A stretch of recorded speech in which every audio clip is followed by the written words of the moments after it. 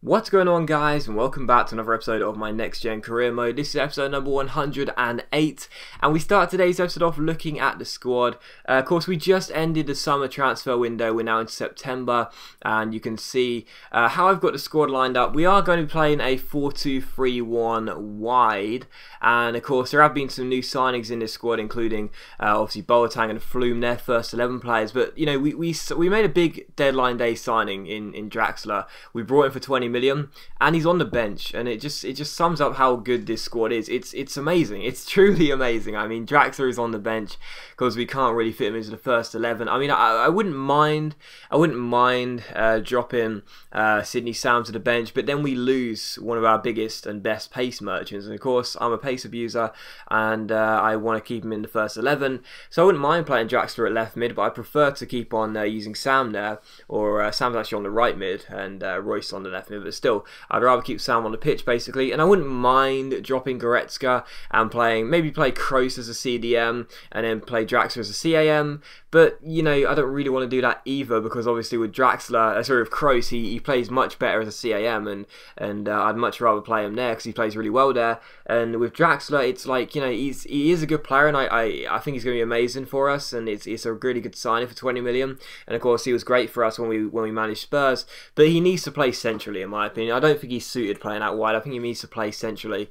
But you know, even if he is going to be a bench player, like, so what, basically, so what? I mean, seriously, it doesn't matter. He'll still play a lot of Champions League games, and there's our Champions League group there. We've got Juventus and Etienne and FC Copenhagen. Should be able to get through that quite easily, as we have a couple of World Cup qualifiers here with Germany. You know, I don't mind playing Draxler from the bench and maybe bring him on if we're struggling a little bit, introduce some class, but it's just a testament to how good this squad really is. It really is. It's amazing. What can I say? It's a truly amazing squad, and it's wonderful. Like, it's truly amazing. And you know, to think when we started off this career mode, we started off here at Hertha Berlin, I didn't think I'd stay for the whole series, which looks as though we're going to do. And you know, I'm really pleased we have. What can I say? Because we've built, you know, an unbelievably great squad, a unique squad as well, because you know, all of these players are German, you know, and everyone knows that, and it's great. I mean, as you can see, we've qualified for the World Cup here, which we already knew we were going to do. That will be at the end of the season, and I actually can't wait for that, to be honest. But yeah, at the end of the day, you know, we've got a full German squad, and you guys know that. And I do read the comments from you guys saying, oh my god, why do you keep signing German players? But the reality is, and I've never really talked about this before, but I have once mentioned a series idea I wanted to do back in FIFA 13 actually, called For Club and Country, where I basically just took over a club and I signed a load of homegrown players for them and became the national team manager and made them the strongest nation in the world, as well as the strongest squad in the world, strongest club in the world, I should say. Although I didn't particularly want to do it with a high-profile nation like Germany anyway. Maybe someone like, I don't know, Republic of Ireland, I don't know, but I just wanted to do it like that. But I thought this is a really good test for that series to see whether people enjoy it or not. But yeah, I mean, it's great having a full German squad, and it looks like we're going to end this series with it as well. It's really nice to see how I have developed them, and now for the country as well, as I've taken over with Germany, everything's came together really nicely towards the end of this series, and it's brilliant. But still, we take on Bayer Leverkusen here for the first game of today's episode, and as you can see as well, the first chance fell there, but the Soga shot was simply saved by the goalkeeper. It was a really poor attempt, to be honest. But in the 45th minute, just before half-time, Nico Schultz went on an amazing run here, kept on going, wonderful run by Schultz, cuts inside and shoots, but it's blocked, and Leverkusen get the ball away, which is really frustrating because that was a great run by Schultz, and then Goretzka strikes it from range, but unfortunately hits the post and goes out for a goal kick. So a couple of late chances towards the end of the first half, and in the second half we started brightly as well. Just after the restart, we had a great chance for Lasogga going for a bit of a bicycle kick / acrobatic overhead kick there, but unfortunately went just wide and out for a goal kick. So a lot of chances in this game, but most of them coming to us, and that's what you like to see. And you have another chance here in the 57th minute as we pass out from the back, and we get the ball to I think it was Sydney Sam down the right hand side. Yes, it was. He takes on Kramer. He's got the pace to beat him. He keeps on going. What a lovely run by Sam, using his pace. He shoots from a tight angle, but again, the goalkeeper has quite a simple save, to be honest. So the shots we were taking, you know, usually they're off target, and when they were on target, they were quite simple for the goalkeeper to deal with. But at least we were getting ourselves into good areas, and we were beginning to look very threatening. And with 12 minutes to go here, Sydney Sam collects the ball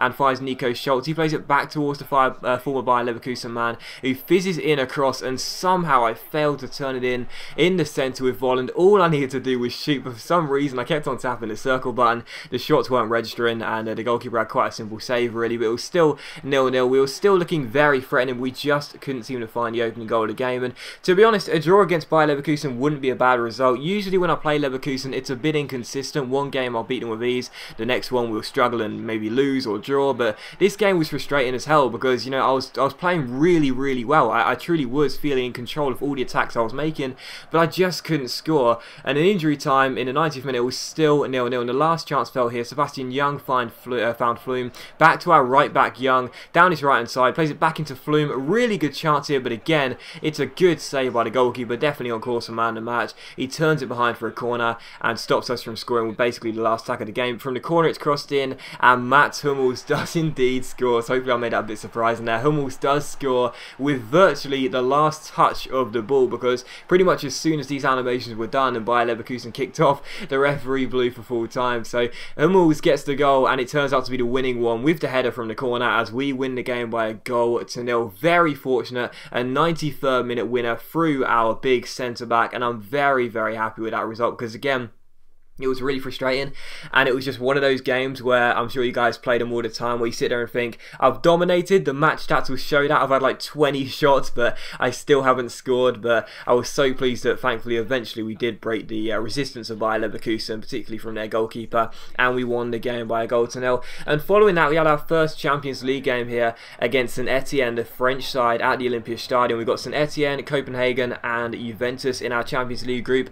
Of course, trying to defend the Champions League for the first time ever. We won it in the last season. Very pleased with that, and now we're going to try and defend our trophy and retain it and keep it here at the Olympiastadion for another year. So we take on St Etienne, and there was a much changed side, as you can see by the squad as well. I rested pretty much every single player. It gave players like Julian Draxler, who have just signed to the club, a good chance to show us what they can do. And the first chance fell here in the 11th minute. Draxler did fit in a cross, but Emre Can's shot went wide, the post and into the side netting.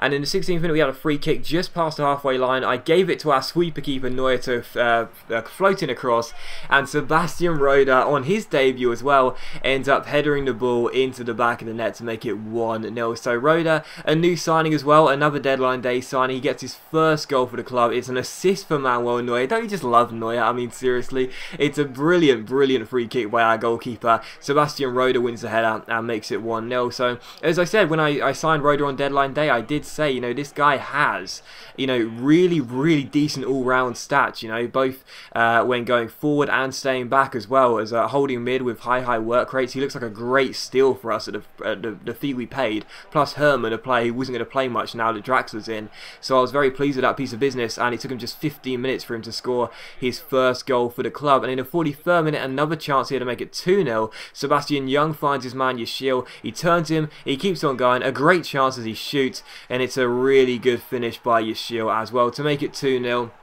Of course, with Zola now into the club, he's going to have to keep on playing well if he wants to keep a seat on the bench and not drop down to the reserves. And that's a great header by Yashil to make it 2-0. So 2-0 up in the first half, and in the second half, you would have expected St Etienne, the French side, to come out of the blocks flying and try and get themselves a route back into this game. But the reality is they didn't. They were really poor. And just 7 minutes after the restart, we made the scoreline 3-0 now, and we were 3 goals in front. Kevin Volland, captain in the side, made it 3-0. Very good finish.